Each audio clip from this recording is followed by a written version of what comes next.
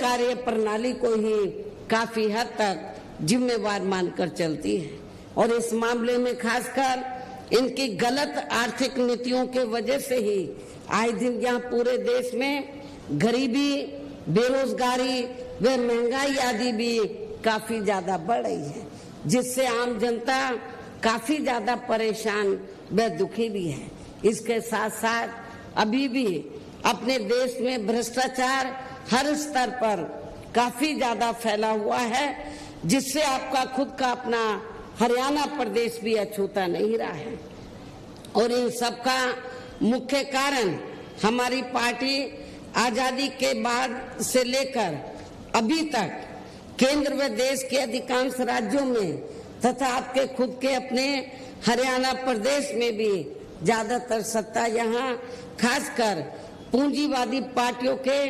हाथों में ही आने को मानकर चलती है, जिसके कारण ही अब पूरे देश में वे आपके खुद के अपने प्रदेश में भी अभी भी हमें यहाँ सर्व समाज के लोग अधिकांश मामलों में काफी ज्यादा दुखी व परेशान ही नजर आते हैं, जबकि पूरे देश में बहुजन समाज पार्टी ही अकेली एक ऐसी पार्टी है जो विरोधी पार्टियों की तरह देश के बड़े बड़े पूंजीपतियों व धन्ना सेठों की आर्थिक मदद से नहीं बल्कि अपनी पार्टी के ही आम कार्यकर्ताओं की आर्थिक मदद से चुनाव लड़कर यहाँ केंद्र व राज्यों की भी सत्ता में आना चाहती है,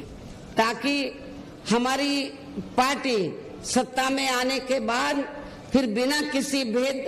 किसी दबाव के वे आजाद होकर सर्व समाज के लोगों की सभी समस्याओं का समाधान करके उन्हें हर मामले में वे हर स्तर पर यहाँ खुशहाल बना सके। और इसी आधार पर चलकर ही आबादी के हिसाब से देश के सबसे बड़े प्रदेश उत्तर प्रदेश में 4 बार हमारी पार्टी ने अपने नेतृत्व में वहाँ सरकार भी बनाई है और हमने अपनी सभी चारों रही सरकारों में अपनी पार्टी की विचारधारा एवं सिद्धांतों के तहत चलकर वैसे तो वहाँ सर्व समाज के हितों का पूरा ध्यान रखा है, लेकिन सभी मामलों में प्राथमिकता पहले हमने वहाँ सर्व समाज में से विशेषकर उन दलितों, आदिवासियों, पिछड़े वर्गों, मुस्लिम व अन्य अकलियतों को तथा गरीब एवं असहाय लोगों को ही दिया है, जिनकी वहाँ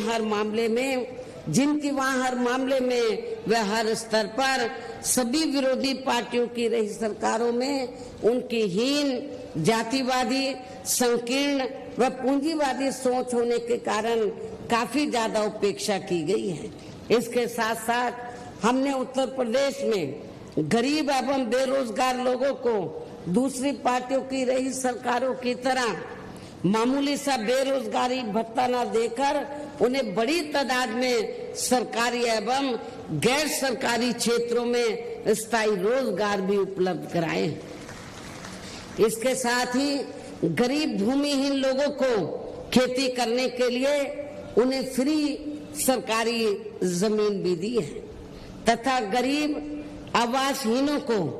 जिनके पास रहने के लिए अपने पक्के मकान नहीं थे उन्हें हमने 2-2 कमरों के पक्के मकान सरकार की ओर से फ्री में बना के दिए और वहाँ पे जो उनकी और जरूरतें थी, शिक्षा की, हॉस्पिटल की और भी जो जरूरतें थी रोजमर्रा की, उसका भी हमने वहाँ पर प्रबंध किया, जिससे वहाँ लाखों गरीब लोगों को काफी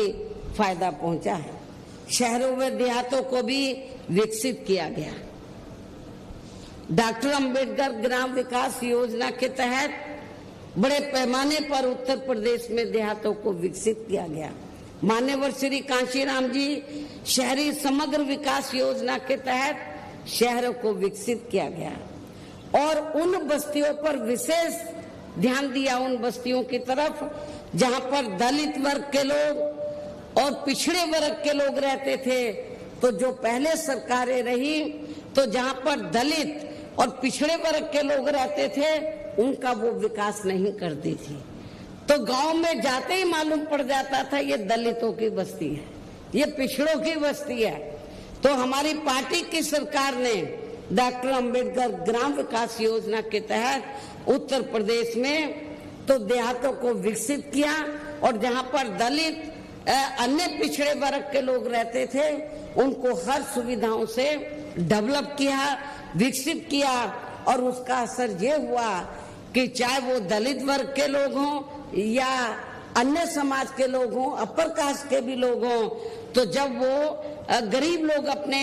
बेटी की बहन बेटी की शादी करते थे तो सबसे पहले प्राथमिकता वो डॉक्टर अंबेडकर गांव को देते थे कि हमारी लड़की को सभी सुविधाएं मिलेंगी। इसके अलावा हमारी पार्टी की रही सरकार ने वहां विभिन्न क्षेत्रों में लगे लोगों के साथ साथ छात्रों, युवाओं, महिलाओं व बुजुर्गों आदि के हितों में भी अनेकों महत्वपूर्ण वे ऐतिहासिक कार्य किए हैं जिनसे इन्हें काफी ज्यादा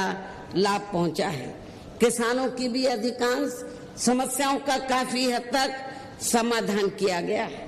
तथा उनकी फसलों का भी उन्हें समय से उचित दाम दिया गया है। इतना ही नहीं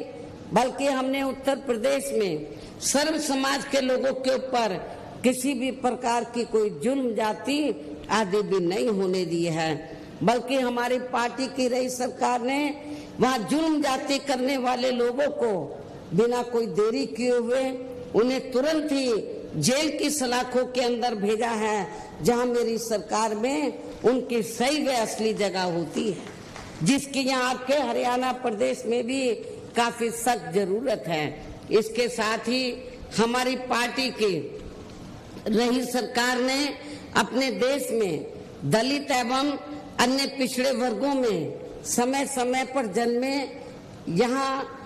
अपने महान संतों, गुरुओं व महापुरुषों में भी खासकर महात्मा ज्योतिराव फूले, छत्रपति शाहू जी महाराज, श्री नारायण गुरु, बाबा साहब डॉक्टर भीमराव अंबेडकर एवं मान्यवर श्री कांशीराम जी आदि को भी विभिन्न रूपों में पहली बार वहाँ पूरा आदर सम्मान दिया है, जिन्हें विरोधी पार्टियों के लोग अभी तक भी आसानी से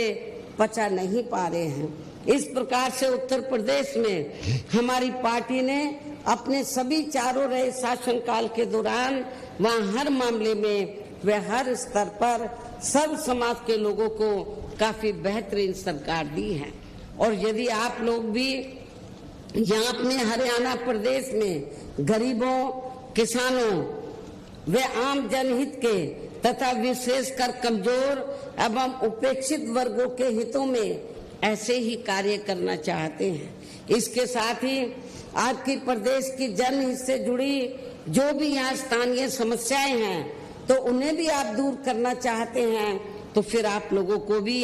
उत्तर प्रदेश की तरह ही यहाँ अपने हरियाणा प्रदेश में भी अपने इस बने गठबंधन की ही सर्वजन हिताय व सर्वजन सुखाय की नीतियों पर आधारित ही सरकार बनानी होगी।